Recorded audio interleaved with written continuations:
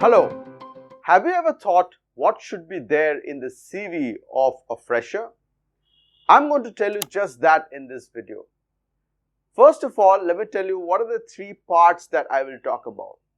The first part is the content of a CV, the second part is the format of a CV, and the third part is what you should not write in a CV. Let me start with the content. What's the first thing that you write right on top of the CV? You write about yourself, your details. So you write your name, your address, your phone number, and your email address. So your address should be either your permanent address or an address where people can communicate with you, which means the employer might want to communicate some information with you, and that can be done through your address. And then we have the phone number. You must be carrying a mobile phone, so please add the mobile phone number there. So if the employer selects your CV, they can contact you either way. They can simply call you, ask you for some information, and then send you an email. So therefore, the email becomes very important. What is the email address? Your email address. And please ensure that the email address should be in your name. For example, if your name is Rohit Sharma, then it should be rohit.sharma@abcmail.com, or it could be something like rohit.sharma341@abcmail.com, or whatever that mail.com is. Please ensure that you do not have an email address like coolguy.rohit@ or fairy.sneha@. Those kind of email addresses should be avoided. If you don't have a proper email address, please create one. Of course, it's free, you know that. You can open an email address and ensure that your name is in it with maybe some number. And also don't put your date of birth in the email ID number. For example, if you're born in 2001, don't write rohit.sharma2001@abcmail.com or whatever that email address is. Now, I'm going to tell you about 9 more sections, 9 more parts to the CV. The second section is the date of birth. Date of birth, simply put, your date of birth. Your date of birth is in the form of date, month, and year. The third section is the career objective section. Now, this is where a lot of people falter. How do they falter? They simply copy and paste a career objective from somewhere. It could be a friend's CV, or you do a Google search and you find some career objective, you copy and paste that. This is something that you should not do. Always remember that your career objective should be your career objective. So think about it. What is your career objective? Just to give you an example, let's have a look at this. If you are a finance student and you're applying for a finance position, you write something like this: seeking an entry-level position in the field of finance in an esteemed organization that would help me expand my knowledge of the domain and put my financial reporting and planning skills to good use. So this is the kind of career objective that you could write, but please remember, again, don't copy this, okay? Depending on what you want to do, mention the field in which you want to work. For example, here it's mentioned finance. Mention a couple of skills that you want to use and what do you expect to do. So those are the things which will be there. So this career objective that you see is an example. You can think about it and then create your own career objective. The next section is the education section. This is where you write about your education, about what are your qualifications, what are your degrees. So let's have a look what you could put here. So you have education and you see there are 4 columns. The first column is year, the second column is the degree or qualification, the third column is institute, and the fourth column is marks percentage. So why you want to put the marks is because the freshers' CVs are required to have the marks percentage. As you grow more experienced, that may not be required later on. So how you write down your education? You write them down in reverse chronological order. So first you write down the latest qualification, then you write the next previous one, and then the previous to that. So in this case you can see the latest qualification mentioned is Bachelor of Commerce, and then before that is higher secondary, and before that is secondary. So as you can see, it has to be in reverse chronological order. The latest qualification first, previous qualification after that, previous to previous after that. So if your latest qualification is a master's degree, then first write the master's degree, then the bachelor's, and then the higher secondary and secondary.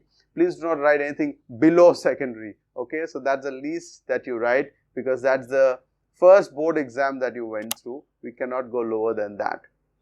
Then we move on to the next section, which is internship. A lot of people have not done internship. I know, I'm sure about that, but it's best to do so. You see, there are a lot of websites available in today's world. You go to Google, search for internships, and you will find that there are websites which talk about internships, which talk about what internships you can do, and you can simply go and apply for an internship. Always remember, try to apply for an internship which is relevant to your domain in which you want to work. Once you've got that internship experience, then you can put it in the CV. Let's have a look at how it looks. So this is how it looks. As you can see, that you write the duration of the year, and then the project that you have done, and then of course in which company you have done this project. Under the year, you write down the month and year when you did this particular internship. Under the project, you write down which project you have done. So here the example mentioned is market research of a luxury soap, and then the company mentioned here is HUU Limited. So whichever company you have done this internship in, you need to mention that name of the company here as well. So this is how you mention the internships, again in reverse chronological order. If you've done 3 internships, then write down the latest first, followed by the previous one or the previous one. That is how you complete writing the internship section. The next section is the awards and achievements section. This is where you write down all the achievements you've had, or if you've won some awards. For example, if you've come first in a particular subject or in a class, whether in school or in college, you can mention that. That becomes an academic achievement. On the other hand, you could also have non-academic achievements. So in this example that you can see on the screen right now, in the awards and achievements section, I have mentioned received certificate of appreciation of work done during internship at HUUL Limited in 2020. This is related to the internship that I've already mentioned. So if you've received some appreciation, some kind of award during the internship, you can mention that, and post that you could also mention some academic achievements and non-academic achievements. So here I've mentioned a few academic achievements. As you can see, winner of the debate competition in second year of college in 2019, participated in sports events throughout school days until college, performed as a guitarist in various events in the last 5 years. So you can write about participation as well. If you've participated in something for a long time, even if you've not won awards, it does not matter. You see, from here we try to judge. As interviewers, I will try to judge, or as an employer, I will try to judge whether you're doing things where you are participating, you're trying, you're giving your best. And these are the things that we need to learn and understand about candidates. So that is why this becomes very important. So that was awards and achievements. Now it's time to look at the next section, which is computer skills. In computer skills, the mandatory part is Microsoft Office. Remember, Word, Excel and PowerPoint, you must know. If you still don't know or you haven't learned much, please do an online course. There are a lot of online courses available nowadays. Just search in Google, find one and do it. Okay, so that you can write Microsoft Office here, Word, Excel and PowerPoint. But if you know any other software or other application, you can mention that too. For example, as a finance student, you might have learned Tally, and if that is so, you can mention Tally under computer skills as well. Now we'll move on to the hobbies and interests section. One of the most common hobbies written is listening to music. Interestingly, it's not a hobby at all for most people, because hobby means you do something actively, you actively pursue it. So listening to music can be a pastime. For example, you're traveling from one place to the other, you put on the earplugs and you're listening to music. That's not a hobby. If listening to music is a hobby for you, then it means that you're very serious about a particular type of music. For example, it could be an Indian classical kind of music. If somebody really loves that, and if the interviewer asks questions about that type of music, that person will be able to answer questions like who are the singers you prefer or you love to listen to, what are the different types, forms, and that's how people should be able to answer. So if you're only having a having listening to music as a pastime, please don't write it under hobbies and interests, okay? What could be hobbies? It could be reading, writing, it could be singing, dancing, arts, debating, speaking, it could be photography, it could be a lot of things. Something that you do actively, you pursue and you enjoy is what your hobbies or interests could be. In this example, as you can see in the screen now, I have written reading books on marketing and finance, writing articles on financial topics. So, if you write something which is, again, something like reading and writing, if you are, for example, wanting to become a sales professional and you're reading books on sales, you're writing on sales, then that's good for you, isn't it? That really adds a lot of value to the CV, and it adds a greater chance for you to get selected for an interview. Alright, and now let's move on to the final section, which is languages. As you can see here, I've just mentioned 3 languages as an example. So languages would mean the languages that you know, the languages that you can speak, and preferably languages that you can read and write as well. The common language used in the corporate world for official communication is English, and therefore if you know English, it's always an advantage. But in this section, all you've got to do is write down the languages that you know. So that is where we come to an end in terms of content. What about formatting? How do you format? Now in formatting, I have a very simple suggestion. Please stick to black or dark grey for font color. And the font size should be somewhere around 11 or 12, not more than that. 11 is ideal, in some cases 10 is also good enough. And remember that colors should not be overused. You could use a second color for drawing the lines. There are certain lines under each section heading. You can put those lines in a different color like a blue or a green. Try to avoid colors like red, yellow, any kind of fluorescent color. So these are colors that you would like to avoid. And that is how you format. And remember that there should be no error in your CV, no spelling error, no formatting error, nothing at all. There should be no error at all. And the spacing between lines, the spacing between sections, they should all be done properly and they should be equal. So after you complete making your CV, please check it once, twice and more. Ask some other people to check your CV as well, so that you ensure that there are no errors in your CV. Now the final part, what you should not include in your CV.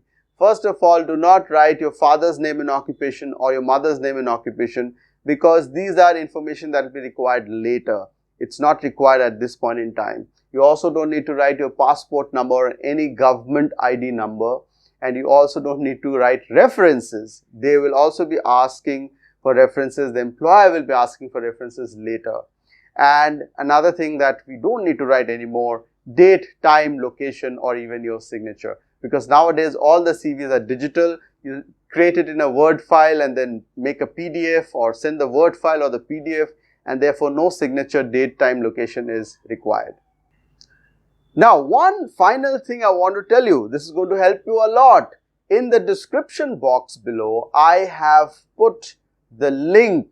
There's a link to a sample CV. So if you click on the link, you can go and see a sample CV. Now that you have learned how to make it, you have heard me, you have seen some of those things. Now if you see the whole CV, then you will know how to create your own CV. You can model your own CV based on the sample CV that I have included in that particular link. So go ahead, click that link and see that sample CV and then make your own CV. I wish you all the best for making a wonderful CV. Please go ahead, do that and get a call for selection in the interview. If you have any questions, please write them in the comments and I will try my best to answer all the questions. Like this video, subscribe to my channel, click on the bell icon if you want to receive notifications of my next videos coming up related to careers and a lot of other stuff that I am going to make. Alright, thank you very much and see you again in my next video.